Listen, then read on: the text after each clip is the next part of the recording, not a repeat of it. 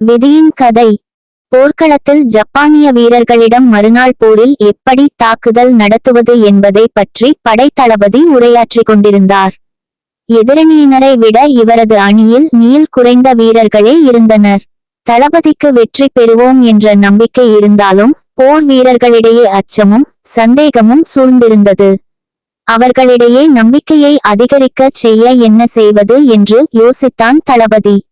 அனைவரையும் அழைத்தான். நண்பர்களே, நாம் போரின் இறுதி கட்டத்தை நெருங்கிவிட்டோம். தாக்குதலை தீவிரப்படுத்தினால் வெற்றி நமதே. ஆனாலும் குறைந்த வீரர்களை கொண்டு எவ்வாறு வெற்றி பெறுவது என்ற சந்தேகம் நம்மிடையே சூழ்ந்துள்ளது. அதனால் கடவுளை வேண்டிக் கொண்டு இந்த நாணயத்தை சுண்டுகிறேன்.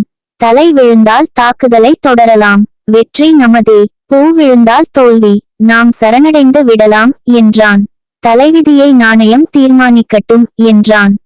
அனைவரும் ஆமோதித்தனர். கடவுளை வேண்டியவாறே சுண்டினான். விழுந்தது தலை.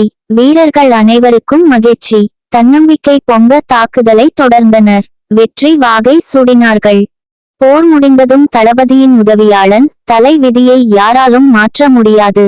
நாணயம் காட்டியது சரியாக இருக்கிறது என்றான். தளபதியும் சிரித்துக்கொண்டே சொன்னான், சரியாகச் சொன்னாய் என்றவாறே நாணயத்தை அவனிடம் காட்டினான். நாணயத்தின் இருபக்கங்களும் தலை. கருத்து: நம்பிக்கை தான் வெற்றியை தருகிறது.